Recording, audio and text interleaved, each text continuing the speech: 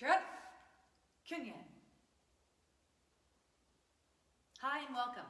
We're going to be working on MEJUMEOK, NAERYO, CHIGI, or Hammerfist today, and this technique is a really fun technique. You can use it in a lot of ways. It is utilized in Poomsae, and you can find that basic information on page 61 of your Poomsae manual. The other thing that you can do is you also have it for board breaking, which we use at this rank, at the yellow belt rank. So one of the things I want to do is I want to take your hand, make a fist, wrap that thumb around. Once again, take your hand, make a fist, wrap that thumb around. I see thumbs up here, I see thumbs under here. All of them will cause damage to the hand if you use it for striking. Okay, this is a strike or an attack. That's what the word CHIGI in Korean means, is to strike. Okay, so once again, wrap, wrap, relax, tighten, relax, tighten. That's really important as you execute a technique. Okay, so a couple things that we're going to do. I want you to practice opening and closing those hands, or just relaxing and tightening 5 times. Ready? Relax, tighten, relax, tighten, relax, tighten, relax, tighten, relax, tighten, relax, tighten. You're going to notice it doesn't look a whole lot different, and that's okay. But one of the things I want you to realize is that if you relax, you don't want to have donut holes, because that's going to add to poor technique and cause other damage if you make contact with it. But we really want to make sure that even though it's relaxed when I'm setting, when I execute, I'm always going to tighten that technique. If I'm doing a hammer fist, I'm going to relax it. Then when I come down, squeeze. You're always going to have that squeeze. So this one is for breaking. So as we go through this process, I want you to do a couple of different things. First of all, we really want to make sure we're using the whole body. Always, you're always going to hear me talk about unification of the body. Unify the body, unify the body.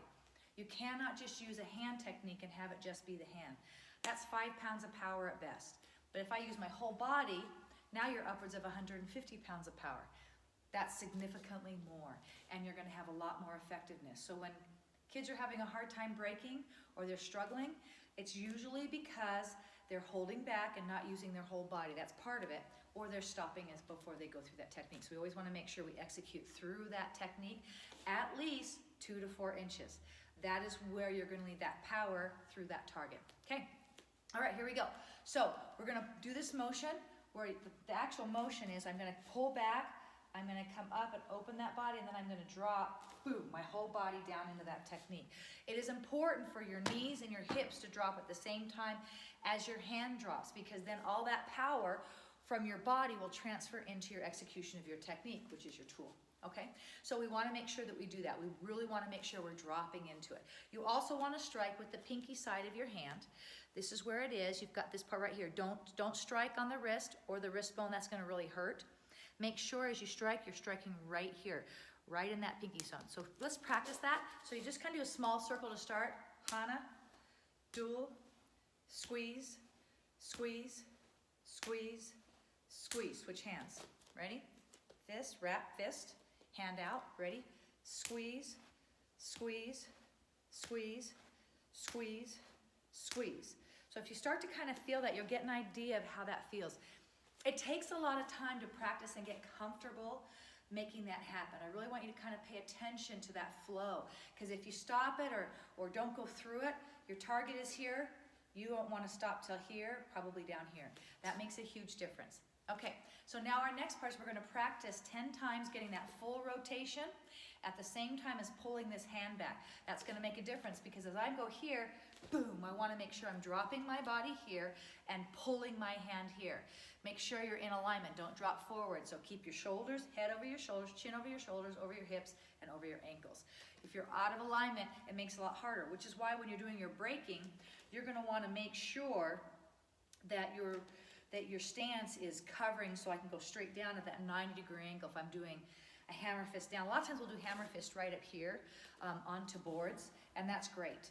And there's a lot of tools. But if I'm doing a technique where I'm doing a lot of deep technique, I want to make sure I'm getting that 90-degree right down into my target. So there's so many different ways that you can do that, okay?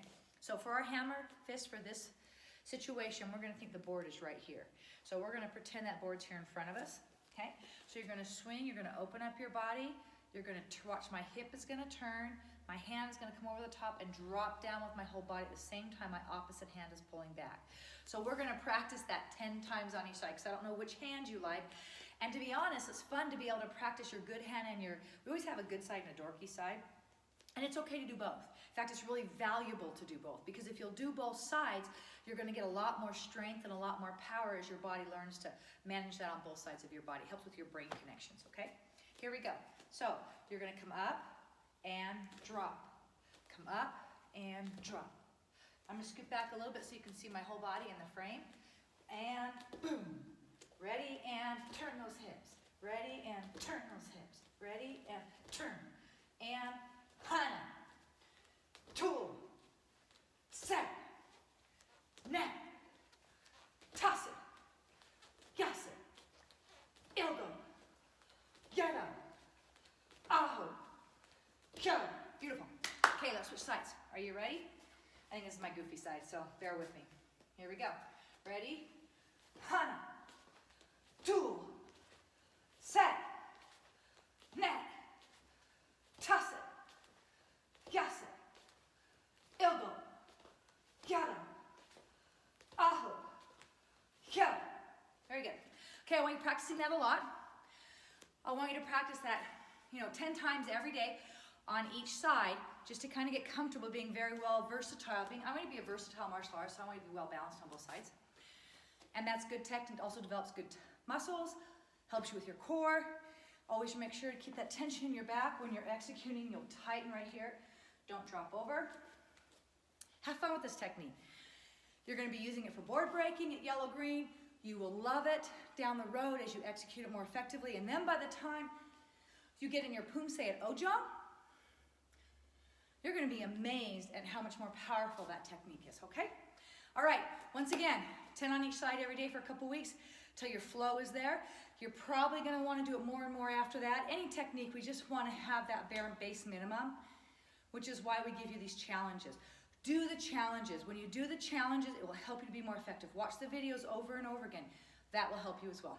Okay, once again, comment down below if you have questions, or when you've done it for 2 weeks, #IDidIt. Give yourself a workout schedule. Follow the playlist that we've given to you. Okay? Please make sure that when you do the I did it, you put your name and the date. Okay? All right, my friends, keep being awesome. Cheer up. Kunien.